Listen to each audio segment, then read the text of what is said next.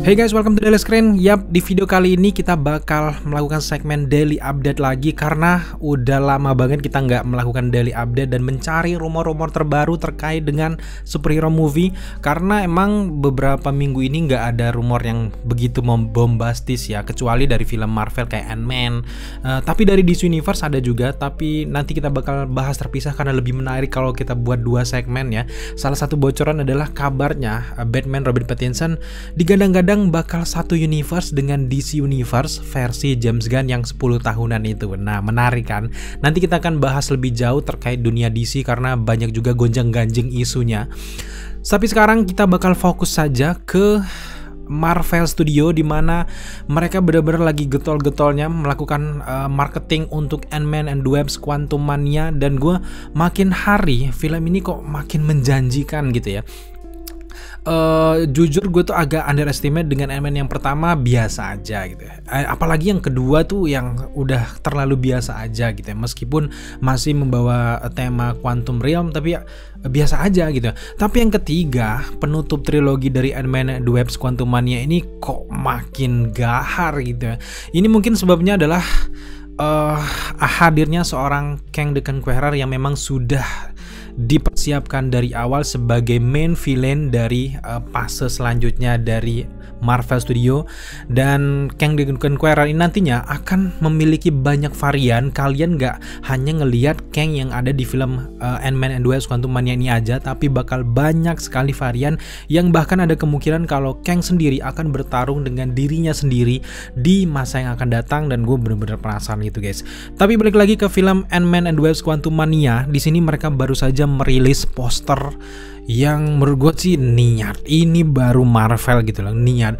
Nggak kayak zaman-zaman dulu kan, mohon maaf ya, kayak poster Marvel tuh terlalu dianaktirikan oleh Disney gitu ya. Giliran si Star Wars, gila, nggak main-main gitu, budget produksi filmnya dan juga posternya kan niat kan. Padahal sama-sama dari Disney gitu ya, Star Wars sama juga, bahkan lebih cuan Marvel kan di waktu yang lalu. Tapi mereka benar-benar ngangkat Star Wars, wah kayak segitunya gitu ya. Seolah-olah Marvel ini udah cari duit sendiri, buat poster sendiri gitu ya. Dan kebanyakan memang kenyataannya poster-poster, materi-materi promosi dari Marvel selama ini agak kurang dibandingkan Star Wars. Tapi sekarang berbeda. Bener janji si Kevin Feige, di mana dia bilang bahwa di tahun depan Marvel Studio akan berjanji meningkatkan kualitasnya, nggak kayak di fase 4 itu kemarin. Dan benar dibuktikan dengan Ant-Man and the Wasp: Quantumania ini, mereka baru saja merilis posternya. Di sini kita melihat ada Scott Lang, gila. Elemen-elemen Quantum Realm-nya tuh benar-benar terlihat guys di sekelilingnya gini. Ini baru niat sih, gue salut sih, dengan gue sangat suka. Dan gue sih prepare kalian nontonnya di IMAX atau di sejenisnya ya, kalau di CGV dan sebagainya gitu ya.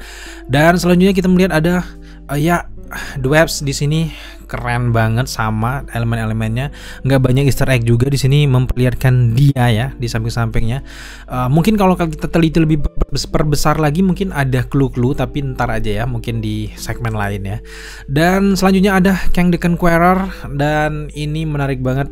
Yang udah kita bahas kemarin dari ngomongin soal poster dari Kang the Conqueror, banyak yang nanya bekas luka dari Kang ini dari siapa dan dari mana.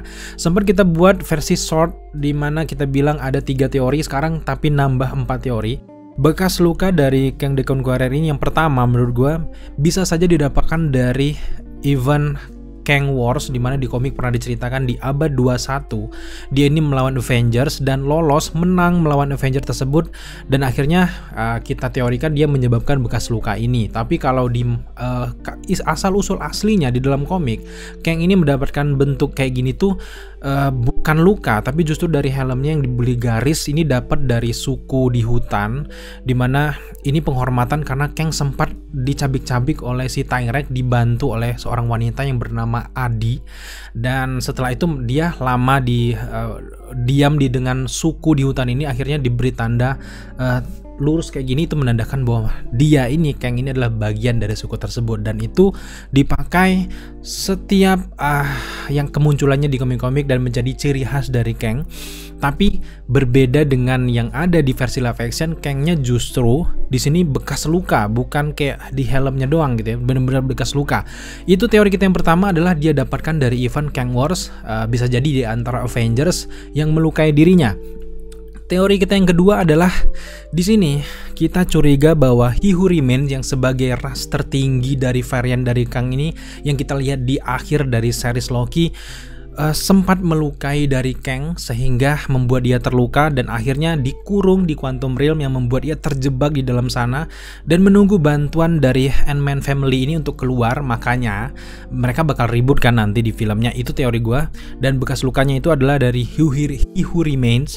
Dan teori kita yang ketiga adalah bukan dari siapa-siapa luka yang didapatkan ini, justru luka ini dibuat oleh dirinya sendiri, dilukai sendiri mukanya supaya di masa depan kan dia udah pasti tahu bahwa si Kang ini punya banyak varian yang sangat berbahaya dan pemenangnya ini yang akan menguasai semua kerja keras dari setiap varian yang sangat cerdas ini. Dan Kang ini ingin menandai dirinya yang ada bekas luka itu adalah dirinya di masa lalu, sehingga dia bisa tahu ini gue yang sebenarnya, bukan varian-varian yang lain. Jadi bisa membedakan antara varian Kang yang lain dan versi He Who Remains. He Who Remains kan nggak ada tuh bekas luka kayak gini.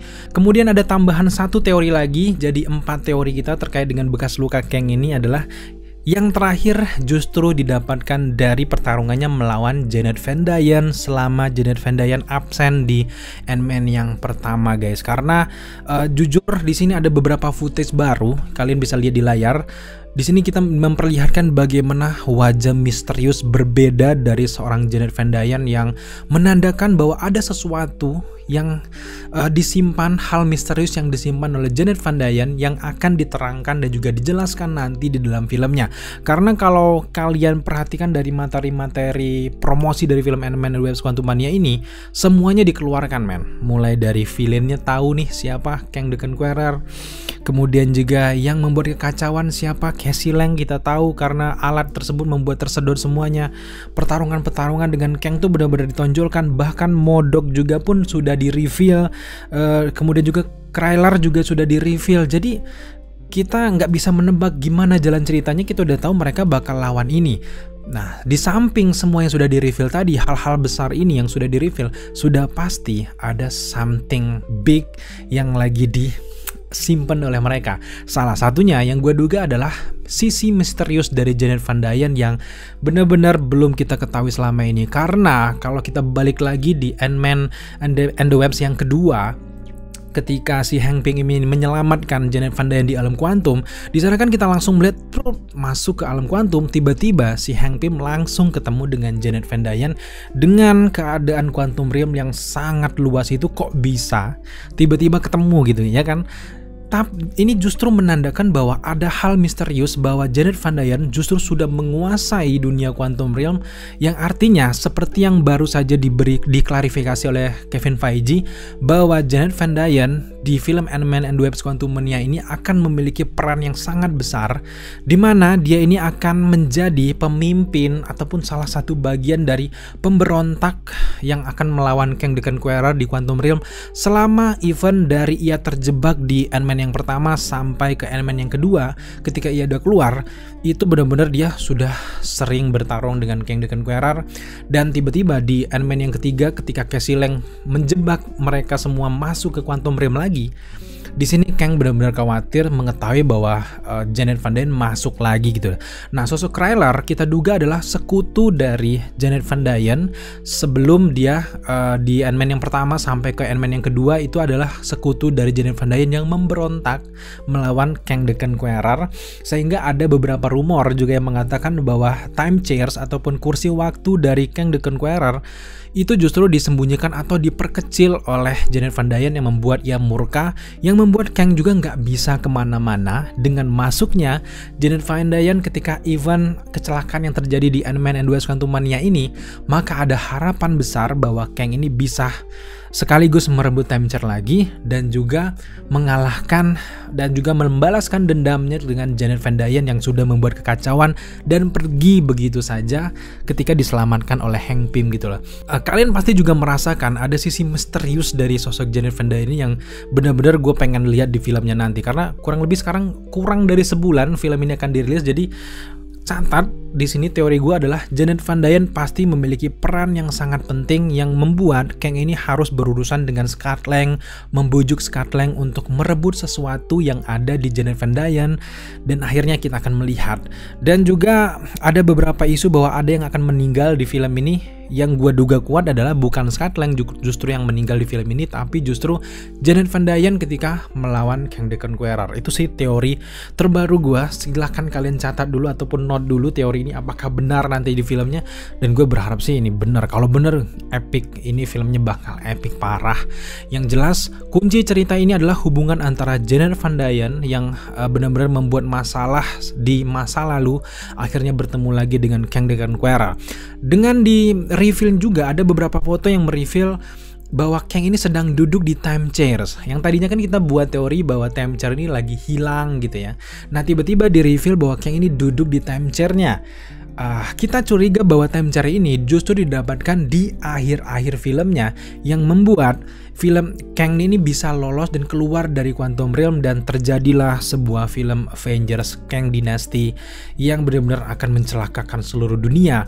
Itu semua akibatnya adalah ketika ia sudah bisa mengalahkan Janet Van Dyne dan mengambil kembali time chair ini guys. Jadi panjang nih, intinya di Quantum Realm, di Quantumania ini cerita itu baru awal-awal gitu loh, nggak terlalu banyak aksi yang menggelegar dari sosok Kang, sama kayak kasus film dari Avengers Infinity War kan bersambung dulu, terus nyambung lagi di Avengers Endgame. Itulah yang terjadi dengan Ant-Man and the Wasp: Quantumania dan lanjut nanti di Avengers Kang Dynasty yang benar-benar bakal epic parah. Apalagi nanti dilanjutin lagi dengan Avengers Secret Wars dengan hadirnya, kabarnya bakal hadir Beyonder. Waduh, itu udah nggak masuk akal lagi gitu. Marvel akan semakin cerah, semakin besar di masa depan. Apalagi kalau kalian perhatikan sekitar selama ini yang hadir di fase 4 MCU sampai ke sekarang fase 5, kalian bisa perhatikan ada banyak sekali karakter-karakter baru yang di-reveal oleh Kevin Feige dan juga Marvel Studio. Salah satunya yang akan hadir nanti di Guardians of the Galaxy Volume 3 ada High Evolutionary, kemudian juga Space Dog juga akan muncul, Adam Warlock juga akan muncul. Pokoknya karakter-karakter yang sangat penting dan besar. Bahkan Beyonder kabarnya akan muncul. Di Thor juga muncul karakter-karakter keren di sana.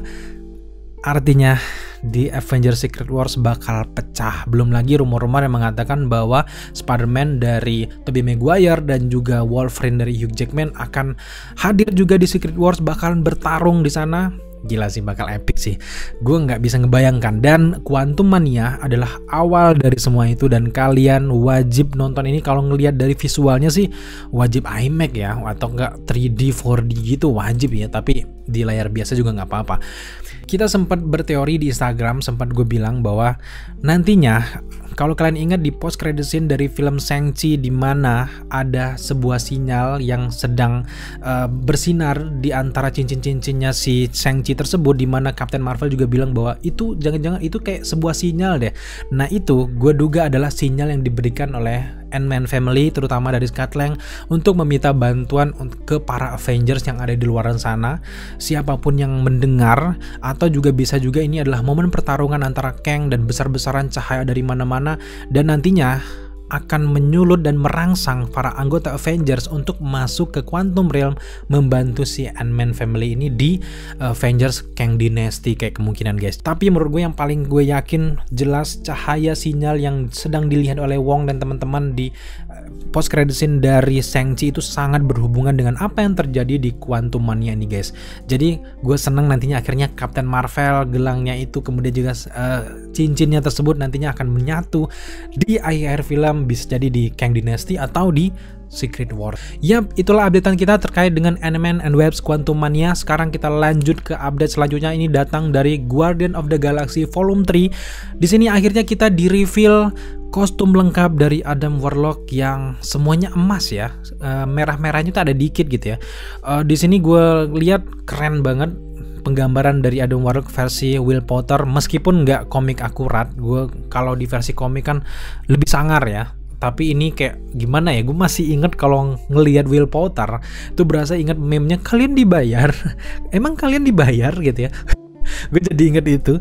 Tapi berdasarkan keterangan dari James Gunn bahwa Adam Warlock di film Guardian of the Galaxy Volume 3 ini sama sekali nggak ada anti-hero-nya, nggak ada baik-baiknya. Dia akan menjadi sosok yang sangat jahat di awal kemunculannya karena dia ini masih berbentuk infant atau bayi lah yang baru muncul dari kotak laboratorium yang kita lihat di ending dari Guardian of the Galaxy sebelumnya. Dan dia ini benar-benar baru lahir dan dia ini baru mengenal suasana dunia, dan siapapun yang ditemuinya dia bakal bonyok-bonyokin, akan tonjok, akan bunuh mungkin ya. Dan dia dalam tahap mencari jati dirinya. Dan di film Guardian of the Galaxy Volume 3 ini barulah awal, dia nggak akan banyak muncul. Dan nantinya di next, di film selanjutnya mungkin ada film solo, gue berharap sih, atau dia nebeng di film lainnya. Itu yang akan membentuk dia gimana dia menjadi berubah menjadi sosok yang baik. Karena kalau di dalam komik sendiri Adam Warlock ini benar-benar berhubungan dengan Thanos, Infinity Gauntlet, Infinity Stone gitu ya. Kemudian juga Infinity War itu benar-benar berhubungan. Bahkan ada beberapa cerita dalam komik dia ini sudah memegang Infinity Gauntlet dan bisa menjentikan jarinya gitu ya. Tapi di versi live action jauh berbeda. Masa-masa dari Thanos sudah berlalu. Kita jadi penasaran bagaimana perjalanan dari Adam Warlock versi live action ini tanpa adanya Infinity Stone gitu ya. Apakah lagi-lagi pasti Marvel akan mengimprovisasi ceritanya, dan gue masih penasaran perjalanannya. Banyak sekali teman-teman yang mungkin menyayangkan, kurang suka dengan penggambaran Will Poulter sebagai Adam Warlock, tapi gue sih sah-sah aja ya karena ini versi live action, nggak harus bersama bener sama komik. Tapi semoga ke depan dia ini tampilannya akan lebih sangar lagi. Kita nggak bisa menjudge ya karena kita belum nonton filmnya, kalian belum nonton gimana aksi actingnya di film-film. Nah, setelah kalian nonton Guardian of the Galaxy Volume 3 baru kalian bisa menilai apakah dia bisa cocok sekali dengan Adam Warlock atau enggak. Yang jelas dia ini masih baby, masih imut-imut kita. Inilah bentukan imut-imut dari Adam Warlock gitu guys ya. So, sekarang kita lanjut ke updatean selanjutnya. Ini datang dari Loki season kedua. Yang kabarnya rumor itu adalah fakta yang tertunda ya. Ingat ya, rumor adalah fakta yang tertunda. Yang kabarnya di Loki season kedua akan menyertakan 2 varian dari Kang the Conqueror. Mati nggak itu? Setelah di season pertama kita diperlihatkan He Who Remains, di season kedua justru kita diperlihatkan 2 varian Kang the Conqueror. Oh ya, untuk Kang the Conqueror di versi Ant-Man and Wasp Quantumania itu adalah Kang versi prajurit ya. Kalau di versi Loki kan itu bosnya tuh, He Who Remains, yang bisa mengalahkan semua, meredam, akhirnya membuat universe satu garis lurus.